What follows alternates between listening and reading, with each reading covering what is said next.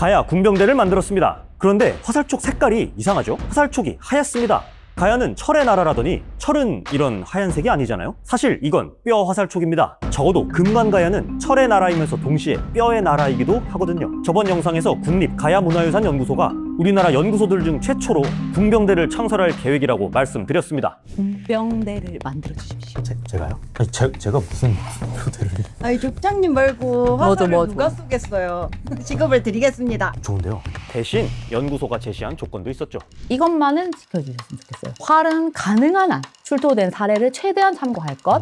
네. 그리고 화살촉은 저희 출토품들을 보시고 똑같이 만들어서 무장할 것. 마지막으로 화살을 날려보내는 동력은 현대적 재료를 쓰지 않는 걸로.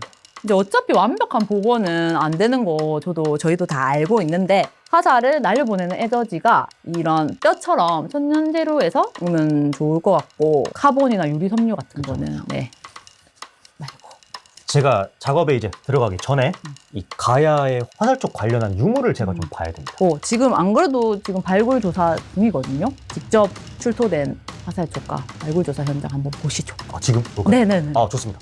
김해 봉황동 유적에 왔습니다. 이곳은 금관가야의 중심지로 강력하게 추정되는 장소로 다양한 집과 창고, 망로가 발견되었고 집 모양 토기, 각종 철기, 오칠 두형 그릇, 일본계, 중국계 유물과 함께 가야의 배까지 발견되었죠. 오랜 시간 사람들이 해안에서 조개와 굴을 캐다 먹고 버린 폐총도 큰 규모로 남아있습니다. 무엇보다 지금 제가 가는 곳에는 바로 이 금관가야의 핵심 생산시설, 그러니까 창고와 작업장, 공방이 모여있는 곳으로 추정되는 장소입니다. 이곳에서는 같은 시기 다른 국가들과는 확연히 다른 무언가가 발견되었다고 하는데요. 한번 가보시죠.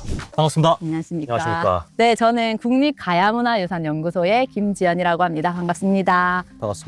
네. 저는 지금 이 김해 봉황동 유적 발굴 조사를 담당하고 있습니다. 여기가 진짜 말도 안 되는 유적이라고 들었습니다. 김해 대성동 고분군이 왕들의 무덤이라면 그렇죠. 김해 봉황동 유적은 이제 그들이 생활했던 공간, 그들의 삶의 공간입니다. 그래서 무덤이랑 아예 느낌이 달라요. 지금 우리가 지금 서 있는 이 지점은 보시다시피 여기 다 하얗게 박혀 있는 것들이 굴, 조개 껍질들이거든요. 예, 이런 폐각들을 다진 것도 있고 그대로 가져온 것도 있고 해서 다양한 이제 재료들을 섞어서 겹겹이 쌓아 올려서 대지를 조성한 층이에요. 그래서 엄청난 인력을 투입해서 대규모로 토목공사한 현장이라고 보시면 됩니다. 그리고 보이시죠? 동물뼈들. 멧돼지 견갑골로 추정되는 우리 그 점칠 때 쓰는 복골 있잖아요. 네, 전뼈. 그거 만드는 그 용도의 뼈. 그다음에 저기 보시면 멧돼지로 추정되고 있는데 멧돼지 하악골.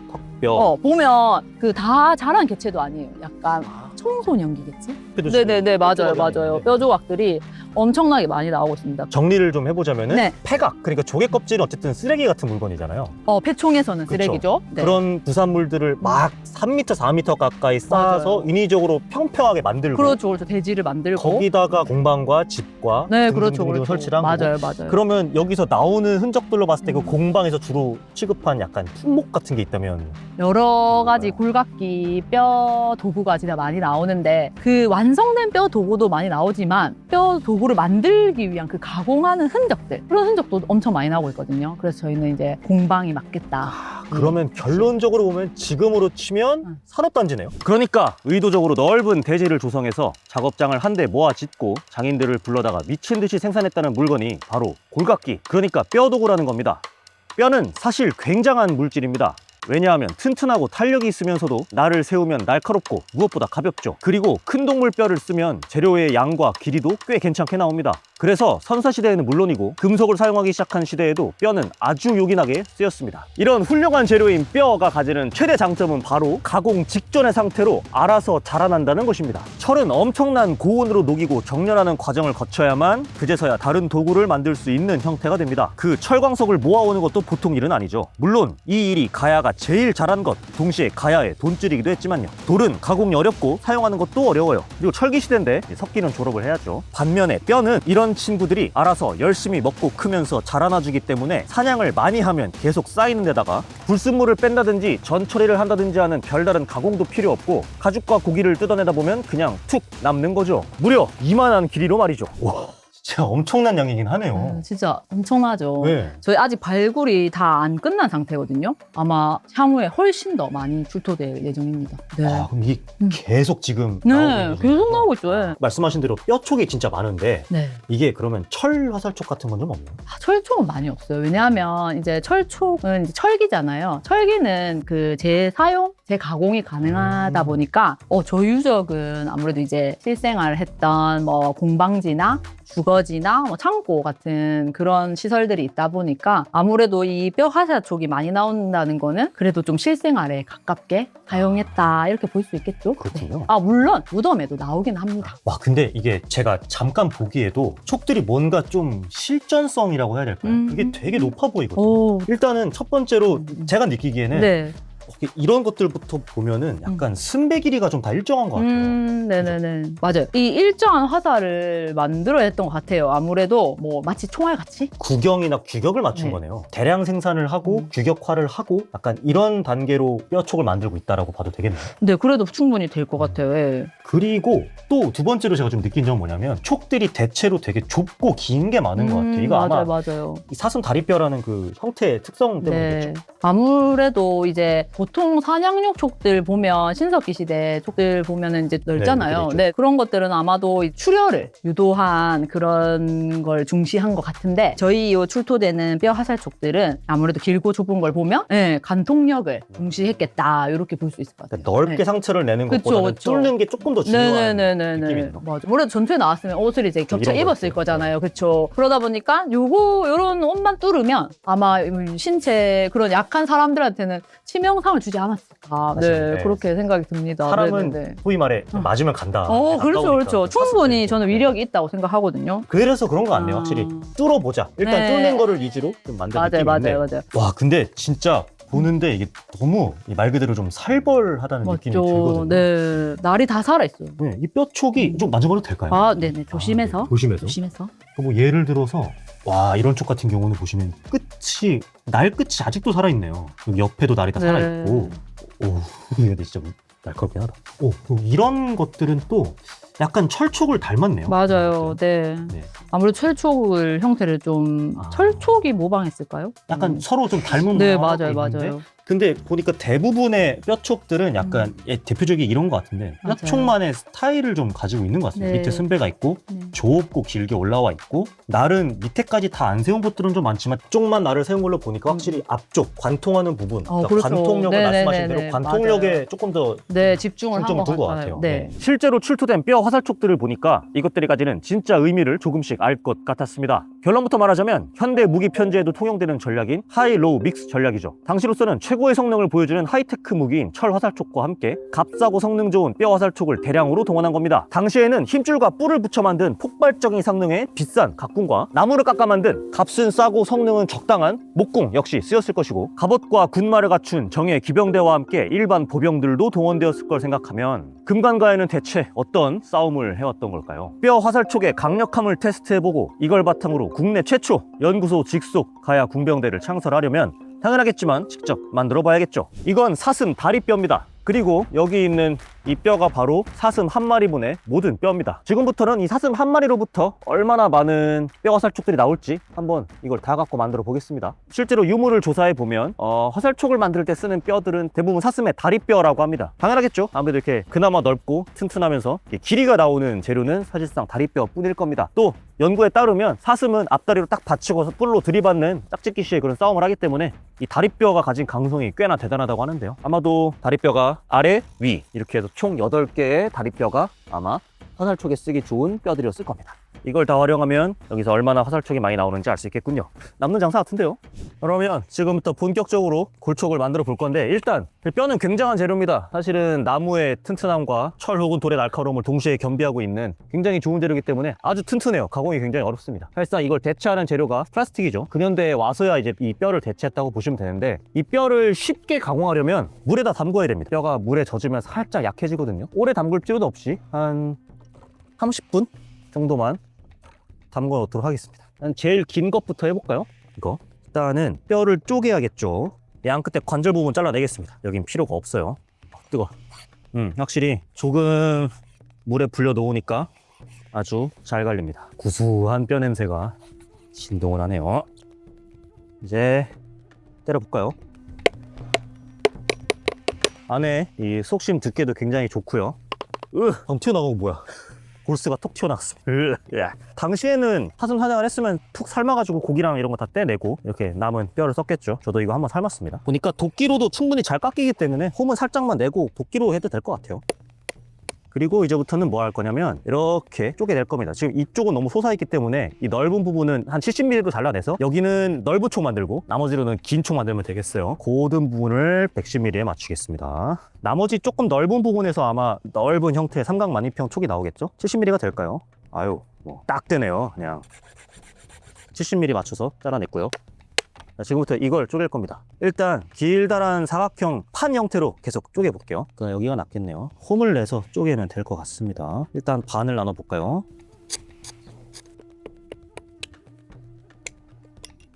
반대쪽에서도 쪼개 들어왔어야 되는구나. 아, 이거 반 쪼개고 반 쪼개는 게 맞겠네요. 왜냐면 뼈가 탄성이 조금 모자라니까 도끼날이 들어가면 못 버티네요. 그래서 위에 반 쪼개고 돌려서 위에 반 쪼개야지 온전한 거 하나가 나오는 것 같아요. 이거 하나 배워갑니다. 반을 예쁘게 쪼갰습니다. 지금부터 이제 골총 모양으로 다듬어 볼게요. 이제 만약에 깎다가 보면 그런 게 느껴질 수 있어요. 잘 안 깎이는데 그러면 다시 물에 넣으면, 물에다 하는 동안 다른 거 좀 뽑아볼까요? 아, 휘어 있어서 이렇게 되는 거구나. 그러네. 이게 정확히 반 쪼개는 건 톱질로만 가능한 것 같습니다. 오! 됐다! 아, 좋다. 아, 확실히 이 뼈가 진짜 길이 다 살려서 쪼개는 데는 딱 좋네요. 이게 다른 뼈들은 홈을 진짜 많이 내야지 이게 반으로 딱 갈리거든요. 왜냐하면 아까 보셨다시피 이 뼈가 돌아가요, 결이. 이렇게. 그렇기 때문에 이런 것들을 인위적으로 홈을 엄청 많이 내도 사실은 막 쪼개지고 그런데 이거는 그냥 쭉쭉 쪼개지네요. 오케이. 오, 굉장히 훌륭한 반제품입니다. 이것도 하나 더. 한 몇 시간 걸렸네요. 사슴 다리뼈를 모두 화살촉을 만들 수 있는 반제품으로 만들어 놨고요. 짧은 거 6에서 70mm 되는 거는 18개, 긴 거는 지금 한 12개 정도 나왔습니다. 부수적으로 보면 30발. 이 긴 것들을 제가 또 이렇게 쪼개서 쓸 거기 때문에 거의 40발 가까이 화살이 나온다고 보시면 되겠습니다. 사슴 한 마리에 40발에 뼈쪽 화살이면 이거 수율 나쁘지 않은데요. 그럼 지금부터 이거를 아주 치명적인 화살촉으로 깎아보도록 하겠습니다. 자, 오늘 만들어야 되는 촉 리스트입니다. 무시무시하죠? 무려 17개. 다 해야죠, 뭐. 어쩔 수 없지. 실제로 유물로 출토된 다양한 형태들을 길이 긴 거, 길이 짧은 거 종류별로 만들어서 테스트를 해봐야 되기 때문에 갈 길이 멀어요. 빠르게 해보겠습니다. 이제 이거를 다듬을 텐데 역시나 최소한의 철기를 사용해서 해볼게요. 깎을 때도 역시 물에다가 계속 담궜다 뺐다 하면서 깎아야 이렇게 칼로도 잘 다듬을 수 있습니다. 실제로 유물에서 보이는 제작흔이 대부분 숫돌에 갈린 마연흔 혹은 날카로운 철칼로 깎인 그런 흔적들이 많이 보이는 것도 같은 이유일 겁니다. 네, 확실히 사슴뼈를 그때 당시에 똑같은 사슴뿔 손잡이 칼로 깎으니까 접신할 것 같아요. 너무 힘들어가지고 해주고 안 부러지네. 꽤 세다 이거. 유효편부터 만들어 볼게요. 제일 많이 나오는 게 유효편이죠, 아무래도. 그리고 특히 끝에만 날 세운 것들이 제일 많이 나옵니다. 대충 칼과 도끼로 깎아서 모양을 만들었습니다. 이제부터 날을 세울 거예요. 이게 뼈라는 게 바깥쪽은 둥글게 이렇게 곡류를 그리고 있고 안쪽이 살짝 이렇게 대나무처럼 속이 비어 있잖아요. 안쪽을 쪼개놨기 때문에 안쪽만 싹싹싹 긁어주면 자연스럽게 이렇게 위아래로 이렇게 앞뒤로 싹 좁아드는 양날이 나옵니다. 그래서 안쪽만 집중적으로 갈아주면 되겠습니다. 이제부터는 숫돌 쓰겠습니다. 물을 살짝 먹여주고 갈아줍니다. 네, 금세 날이 다 섰습니다. 굉장히 날카로운데요. 아마 마르면 날이 훨씬 더 딱딱해지고 날카로워질 겁니다. 쓴배 부분 적당히 다듬어주고 이거 끝내겠습니다.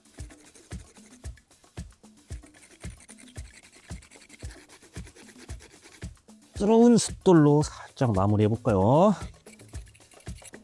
마지막에 날 세우는 건 살짝 마른 상태에서 하는 게 더 잘 설 것 같기는 하네요. 그러면은 제작 단계를 일단 젖은 상태에서 거친 숫돌로 빡빡 마무리하고 한 번에 다 그렇게 해놨다가 마지막에 다 건조시킨 다음에 고운 숫돌로 한번 살살 밀어주는 게 맞는 것 같아요. 훨씬 날카롭게 나오겠네, 그게. 긴 형태의 날이 전체적으로 서 있는 유해평입니다.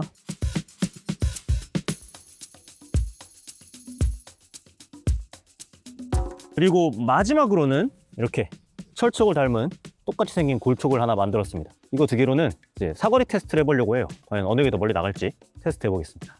뼈 가공의 가장 큰 장점은 직관성과 속도입니다. 이런 철촉 하나 만들려면 1,000도가 넘는 용광로에서 센 물을 녹이고 식히고 두드리고 또 담금질까지 하는 굉장히 높은 수준의 기술력과 그리고 오랜 시간이 필요하죠. 하지만 뼈는 다릅니다. 물론 이것도 시간이 좀 걸리긴 하지만 그래도 도끼나 칼 같은 간단한 수공구와 그리고 물에 젖은 숫돌 정도만 있으면 날카로운 촉들을 많이 만들어낼 수 있죠.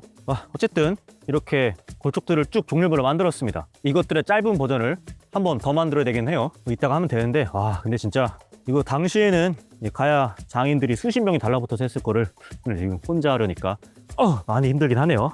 이제 짧은 거 만들러 가보겠습니다. 거의 만 하루 걸려서 만든 골촉들을 크기별로, 형태별로 일단 간단하게 분류한 겁니다. 이만큼 하나가 더 있어요. 입적인 것들 모아놨죠. 전체적으로 날 세운 거, 앞부분만 날 세운 거, 날 안 세운 거, 넓은 거, 도자형, 철촉형, 사슴뿔까지 준비했습니다. 무게를 한번 재봐야겠죠. 아마 완벽하게 무게를 맞추긴 어려울 테지만 우리가 비슷하기 때문에 큰 오차는 없을 겁니다. 날을 완전히 다 세운 거랑 날을 아예 안 세운 거랑은 조금 차이가 발생하는데 날을 조금 세운 것과 많이 세운 거에서는 크게 차이가 발생하진 않는군요. 이제 이걸 대나무 화살대에 끼워 보겠습니다. 이게 승배가 이런 식으로 형성이 됐다는 것 자체가 대나무에 끼웠다는 뜻이죠. 그래서 일단 대나무 자체에는 안에 구멍이 있지만 이걸 조금 더 넓혀줘야 될 겁니다. 승배 자체가 살짝 원뿔형 혹은 사각뿔형으로 생겼기 때문에 구멍이 끝은 넓고 안쪽은 좁아야겠죠. 방법은 다양합니다. 이런 둥근 쇠줄 같은 걸 이용해도 되고 혹은 송곳을 불에 빨갛게 달궈서 쭉 태우면서 쭉 넣었다가 빼도 되고 이게 제일 빨라요. 그다음에 마지막으로는 날카로운 못 같은 거를 거꾸로 박아놓고 화살대를 이 안에 이렇게 끼운 다음에 막 세게 돌려도 가능합니다. 화살대 끝이 갈라지더라도 크게 문제가 안 되는 게 어차피 이 부분은 힘줄이나 실 같은 걸로 굉장히 두껍게 감고 접착을 해놓을 거기 때문에 보통 화살은 그렇게 앞쪽이 강화가 되어 있습니다. 웬만한 충격은 버티게 되고요. 어차피 적병을 한번 쓰러뜨리면 끝이죠. 그래서 앞쪽이 갈라지더라도 신경 쓰지 말고 계속 하시면 됩니다. 아주 훌륭하게 결합이 됩니다. 이제 이런 것들은 쑥 넣었을 때 자세히 보시면은 화살대 부분이 턱이져 있죠. 이렇게 쇠촉 같은 경우는 이렇게 단해져 있기 때문에 쏙 맞물리면서 이게 보완이 가능하지만 납작한 촉들 같은 경우는 그게 안 되죠. 이런 경우는 숲을 살짝 깎아서 계단을 좀 없애줘야지 상대방의 몸에 쑥 밀고 들어갑니다. 이건 다 됐다 이제. 송진 접착제를 써볼게요. 승배 부분에 듬뿍 발라주겠습니다. 남는 부분은 이 접착제가 채우게끔 쏙 들어갔죠? 이제 이게 곧 굳으면서 속을 꽉 채워줄 겁니다. 이건 소의 힘줄입니다. 각국 만들다 남았다고 치면 되겠습니다. 근데 얘 왜 이렇게 상태가 안 좋니? 이걸 풀어서 해야겠다. 이거 아까운데. 8년, 9년 전에 한 땀 한 땀 입으로 씹어서 꼰 힘줄 끈입니다. 다시 입으로 씹어야 된다니 너무 슬픕니다. 입에 살짝 넣어서 씹어줘야 됩니다. 생각보다 이 힘줄을 잘 감아줘야지 충격력을 잘 버텨주거든요. 그래서 마를 때까지 좀 두면 투명해질 겁니다. 다 마르면 여기다가 송진 접착제 한 번 더 발라줄 겁니다. 어쨌든 이렇게 화살촉들을 다 만들어 봤는데 오늘 실험할 건 이겁니다. 같은 형태의 철촉과 골촉 지금 살짝만 들어봐도 이 무게 차이가 엄청나게 많이 나는데 이것들 과연 비거리에 얼마나 영향을 줄지 삼국시대 활 재료 중 하나인 뽕나무로 만든 목궁을 가지고 사거리 테스트를 하러 나가보겠습니다. 비거리 테스트를 하러 나왔습니다. 같은 형태의 무게만 다른 철촉과 골촉 모두 결합해줬고요. 화살 길이는 72cm로 모두 동일합니다. 이 목공은 제가 이번에 또 새로 만들었는데요. 창녕 송현동에서 나왔던 활처럼 산뽕나무를 활용한 동글동글한 목재 장궁입니다. 이 활의 경우는 딱 대칭으로 만들었기 때문에 그냥 가운데가 손잡이고요. 중간중간 실이 감긴 부분은 부러질 것 같은 옹이 부분들에다 제가 실을 감아서 고강을 해놨습니다. 아주 균형이 잘 잡힌 멋진 뽕나무 목공입니다. 파운드를 재볼까요? 용수철 저울입니다. 이 화살을 다 당길 수는 없어요. 앞에 이렇게 송진과 힘줄이 묻어있는 이 부분, 이 앞에 여기 상사라 부르는데 여기까지 딱 당기게 되거든요. 한번 이 언저리에서 파운드를 재보도록 하겠습니다. 지금 대략 여기 깃털 끝까지 오는 걸 확인했을 때 18kg 넘어가는 걸 확인했거든요. 그러면은 전체 다 재면은 한 43파운드 정도 나온다고 보시면 되겠습니다. 사실 목공에서의 파운드는 크게 의미 없어요. 이렇게 덥고 습한 날엔 약해지고요. 건조하고 추운 날엔 세집니다. 겨울철엔 45까지 올라갈 수도 있어요. 제가 있는 장소는 대략 500m 정도 사람이 아예 없는 공터입니다. 고대 활들 보면은 이렇게 끈이 중간중간 감겨 있거나 아니면 수피가 막 감겨 있는 경우가 있어요. 원거리 사격을 할 때 상당히 이게 조준에 도움을 줍니다. 그건 어떻게 할 거냐면은 여기 손잡이로부터 손잡이 포함 하나, 둘, 셋. 이 세 번째 매듭의 맨 아랫부분을 저 능선 끝에 딱 맞추고 쏠 겁니다. 제일 화살이 멀리 가는 각도인 45도쯤에 도달하게 되죠. 이 상태로 조준을 하고 쏠 겁니다. 그러면은 일정한 각도로 쏠 수 있겠죠? 그럼 바로 철 쪽부터 쏘아 보겠습니다.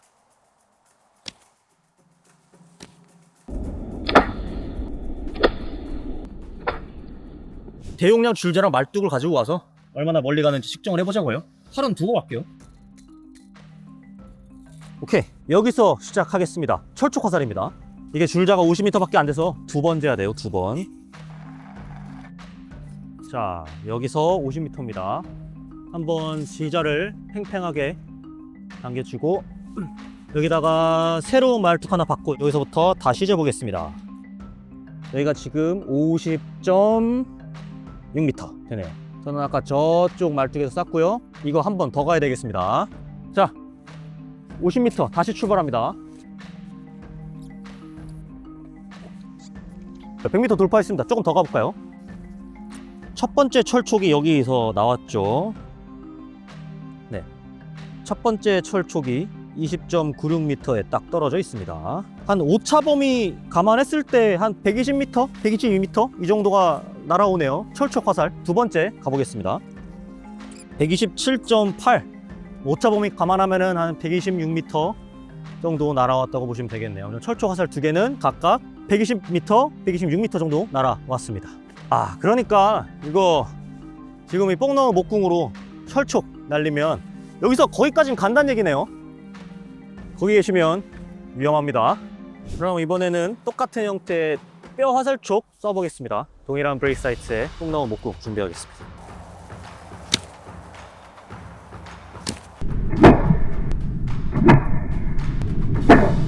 뼈촉 탁찬 지점으로 출발하겠습니다. 여기가 50.6m. 자, 그러면 다시 출발하겠습니다. 자, 여기가 50.6m 한 번 더 여기서 출발하겠습니다. 아이고, 촉 아까워라. 31.3m 하나, 그 다음에 여기가 조금 더 앞이네요. 30.8.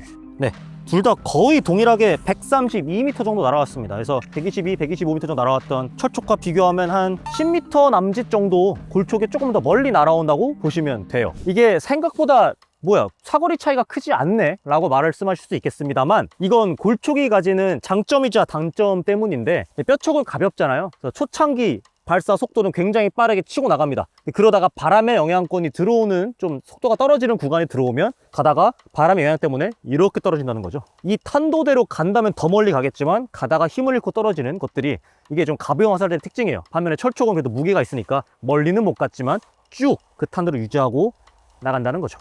어쨌든 골촉이 조금 더 가볍고, 사실 10m 남짓 되는 거리면은 전장, 실전에서는 꽤나 차이 나는 거리입니다. 목궁과 골촉이라 이거 조합 괜찮은 것 같습니다. 삼각 만이평 촉을 쓸 겁니다. 아주 깊이 들어가네요.